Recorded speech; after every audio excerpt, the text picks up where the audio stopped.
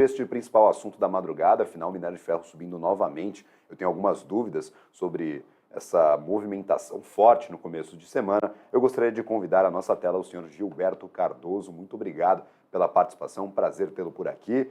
Uma boa manhã, tarde. Eu não sei onde o senhor está. Cada vez que eu converso contigo, você está em um lugar diferente. Então, seja bem-vindo aqui ao Pre-Market. Muito obrigado por nos atender. Gabriel, bom dia. É um prazer estar aqui com vocês, a ABC News. Hoje eu estou no Rio de Janeiro, mas eu estou voltando para a Europa essa tarde. Eu estava em reuniões com mineradoras, siderúrgicas e investidores nas últimas 2 semanas aqui no Brasil.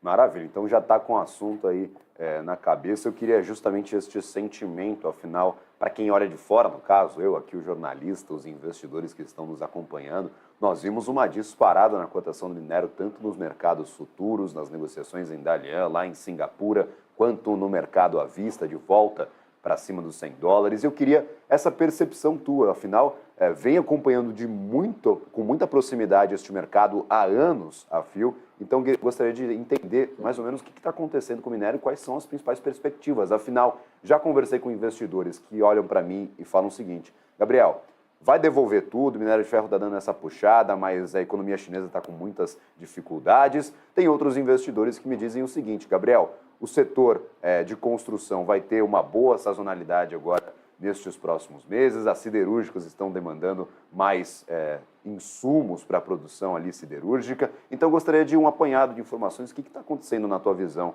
com essa disparada da cotação do minério de ferro, ainda em patamares ali próximos aos $100? E, claro, quais as principais perspectivas, o que você vem recebendo de informações destes principais players de mercado sobre perspectivas para a commodity metálica? Por favor, Gilberto.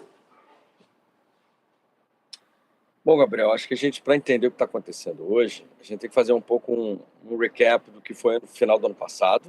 Tá? No último trimestre do ano passado, as siderúrgicas ficaram muito otimistas, né, em relação a 2024, esperando algum anúncio, tanto monetário quanto fiscal chinês, para ter um 2024 um pouco mais pujante em relação à performance da demanda final de aço e, por conseguinte, a produção de aço interno. Né?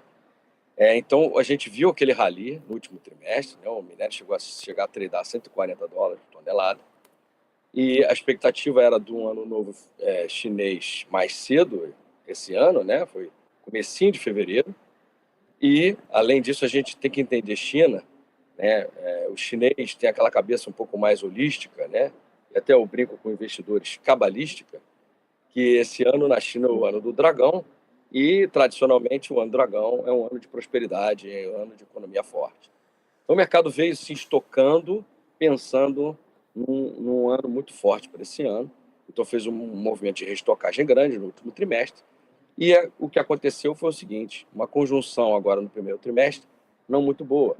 Você teve a não materialização de um estímulo econômico pujante que vinha sendo esperado, e um primeiro trimestre muito forte das exportações do Brasil e da Austrália, que acabou com aquele efeito de sazonalidade tradicionalmente vindo do Brasil e Austrália, com as chuvas e ciclones que sempre derrubavam o volume de minério no primeiro trimestre. Então, você teve uma expectativa um pouco mais negativa no primeiro tri, sem estímulo, com aumento da oferta. Então, a gente viu essa correção do minério de janeiro para cá. Né? Isso aí explica muito bem em todo o cenário de oferta e demanda, esse equilíbrio, onde o minério chegou ali a tradar perto de $90. Né? Então, o que a gente vê internamente é o seguinte: na semana passada, depois do feriado interno na China, de 2, 3 dias, saíram os dados de PMI, os dados de demanda interna, inclusive o PMI do aço, voltando uma recuperação, e os traders e siderúrgicas começaram a pensar numa nova retomada em termos de demanda. Cabe salientar que o mercado de construção civil continua muito ruim, e o que vem puxando a demanda de aço internamente é o mercado de automóveis, maquinarias, equipamentos e o mercado de exportação. Tá? Então, o que acontece? Hoje, tanto os traders quanto os siderúrgicos estão com estoque bem acima do esperado, né? Mas, ao mesmo tempo, depois desse feriado, veio indícios pequenos que as coisas podem melhorar daqui para frente. Mas eu sou um pouco mais realista, não vou dizer nem pessimista. Eu acho que o minério talvez fique por volta de 100 a 110 dólares por tonelada. Vai ser muito difícil de ter um rally, né? Eu conversava até com investidores semana passada que eu teria até um cenário de estresse que o minério poderia chegar a 80 ou 85 dólares, se não tivesse nada, né? Que hoje a China realmente trada muito notícia. Então, esse cenário está meio que dado, né? Um piso entre 85 e 90 dólares e talvez um patamar máximo entre 110 a 115 dólares nos próximos meses. É o que a gente espera. Perfeito, nada próximo daqueles 140 dólares que nós tínhamos tradando ao final do ano passado, naquele rally que você mencionava. Pô, ô Gilberto, o ano do dragão, cara, tem que ser um pouco mais otimista. Não, é ano de prosperidade, dentro da realidade, a gente tem esse intervalo de negociação, que não chega a ser ruim, por exemplo, para empresas de mineração, é um bom patamar para o minério de ferro, pode pressionar um pouquinho as siderúrgicas também por conta deste alto patamar do minério de ferro. Só para a gente ter esse histórico, é um alto patamar ainda, você que acompanha o mercado já há bastante tempo, este 100 a 110 dólares está dentro de uma zona de conforto, é ruim, é bom para o ambiente aí do setor de siderurgia e também para as mineradoras? Olha, eu acho que os 100 dólares é um preço que a gente tem como premissa de longo prazo. É um preço de equilíbrio do minério de ferro de longo prazo, né? Então, esse é um patamar que as 4 grandes mineradoras do mundo, elas têm um retorno do capital investido e margem EBITDA muito bom, né? Por volta de dois dígitos das duas premissas, né? Então, eu acho 100 dólares muito saudável para as 4 grandes, que seria basicamente o primeiro e segundo quartil da curva de custo do minério de ferro. Agora, isso impacta muito o minerador júnior, né? Principalmente minerador júnior, tanto do Brasil quanto da Austrália. A gente sabe que tem mineradores, por conta da alto custo de logística no Brasil, que 100 dólares para eles chega a ser break-even, né?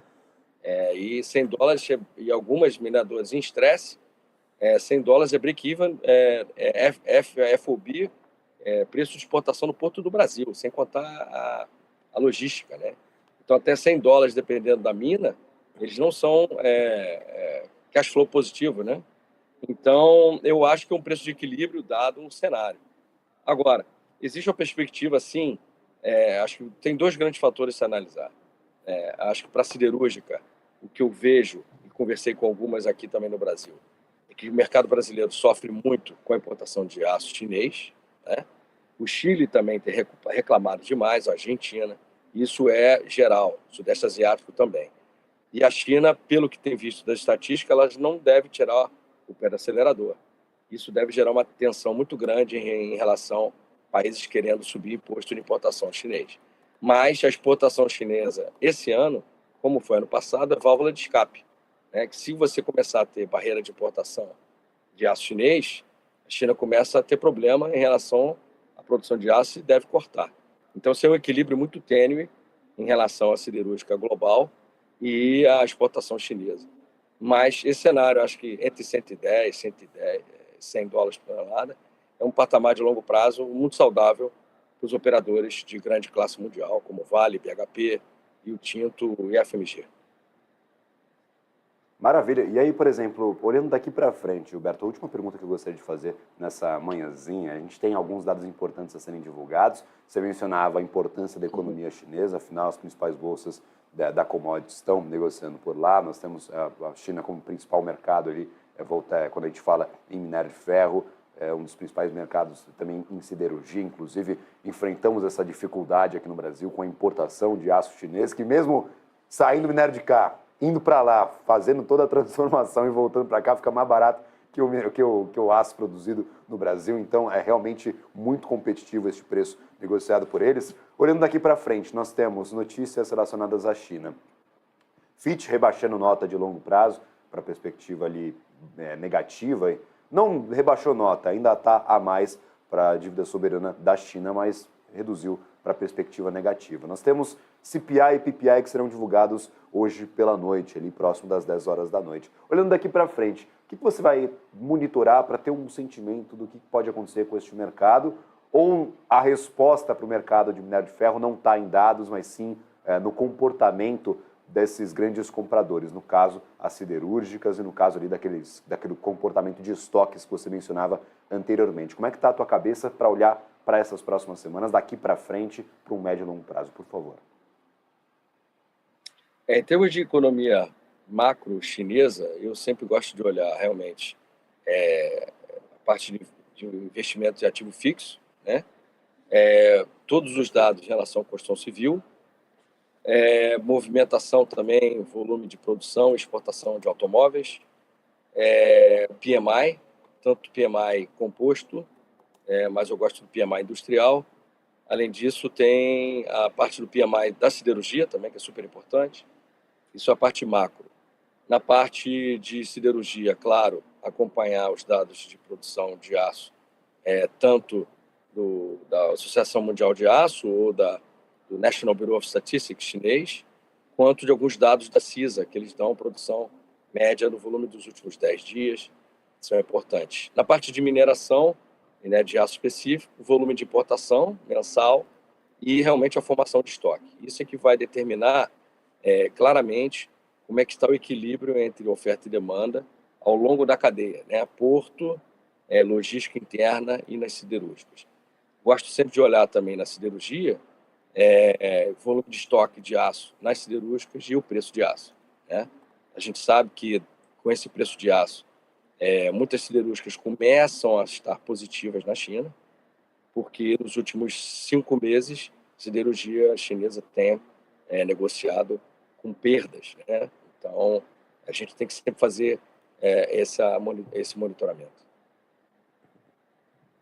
Maravilha. Eu jurava que era o horóscopo, viu, Gilberto? Tava crente no ano do dragão, mas aí você me frustrou as expectativas. Mas muito obrigado mesmo por todos os esclarecimentos. Que prazer enorme tê-lo por aqui na nossa manhã, conversando com a BMC News, conversando com os investidores que estão assistindo ao nosso pre-market. Seja sempre bem-vindo. A gente vai tentar casar o fuso horário, né? Então a gente te encontra aí espalhado pelo planeta. Muito obrigado mesmo pela participação. Prazer ter um profissional com tanto tempo de mercado, aí, tanta expertise nesse setor, conversando conosco. Muito obrigado. Gabriel, eu que agradeço. É sempre um prazer estar junto com vocês aqui da BMC News. E até a próxima. Obrigado, bom dia. Maravilha. Agradecido, Gilberto Cardoso. Muito obrigado pela participação. Vai estar por aqui